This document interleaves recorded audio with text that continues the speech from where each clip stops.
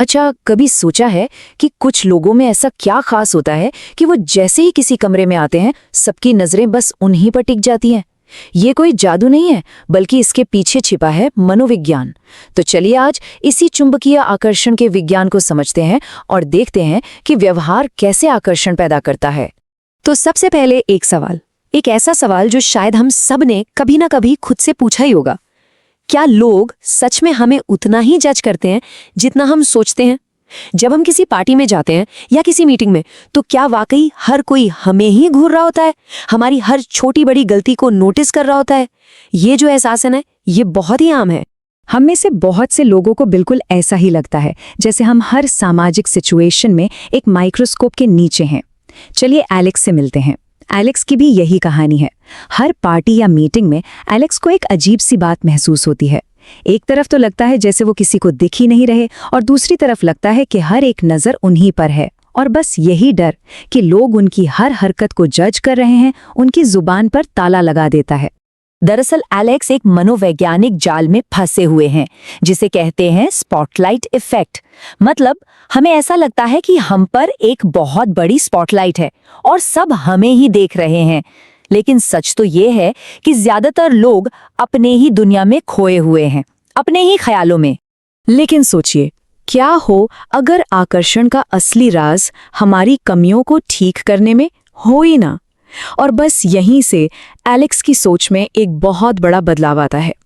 उन्हें ये एहसास होता है कि असली प्रॉब्लम बाहर नहीं, बल्कि उनके अपने ही मन के अंदर है।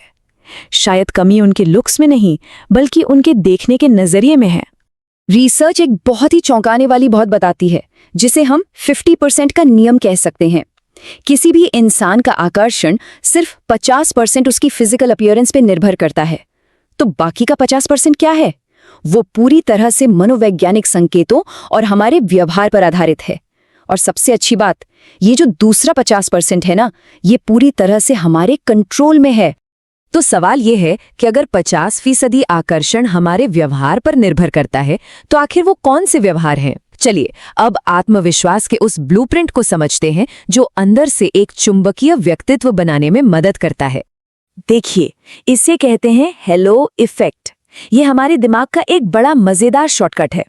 होता ये है कि अगर किसी इंसान में बस एक अच्छी क्वालिटी दिख जाए, जैसे कि आत्मविश्वास, तो हमारा दिमाग अपने आप मान लेता है कि उसमें बाकी अच्छी क्वालिटीज भी होंगी, जैसे कि वो स्मार्ट होगा, दयालु होगा और ज्यादा आकर्षक भी होगा। और ये सब होता है बिना एक शब्द कहे। तो एलेक्स ने 3 बहुत ही आसान से तरीकों को अपनाना शुरू किया। पहला, अपने मुद्रा यानी अपने पोस्चर को ठीक करना। दूसरा, बोलने की स्पीड को बस 10% धीमा करना। और तीसरा, कुछ भी बोलने से पहले एक छोटा सा पॉज लेना यानी ठहराव।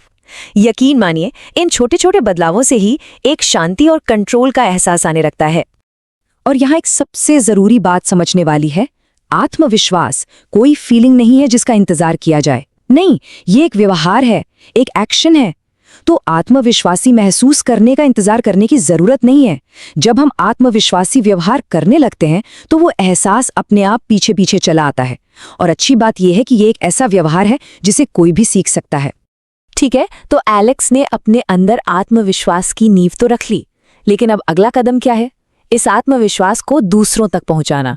तो चलिए अब सीखते हैं जुड़ाव की इस कला को, उन संकेतों को जो दूसरों के साथ एक तालमेल बनाते हैं। देखिए, घबराहट के संकेत बहुत साफ होते हैं ना, जैसे कि तेजी से पलकें झपकाना, इधर उधर देखना, नजरें चुराना।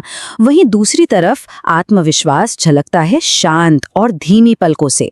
और एक आधा सेकंड का नियम याद रखें, जब किसी से पहली बार मिलें तो सिर्फ आधा सेकंड का आई कांटेक्ट, बस इतना ही काफी है आपकी दिलचस्पी और आत्मविश्वास दोनों को दिखाने के लिए।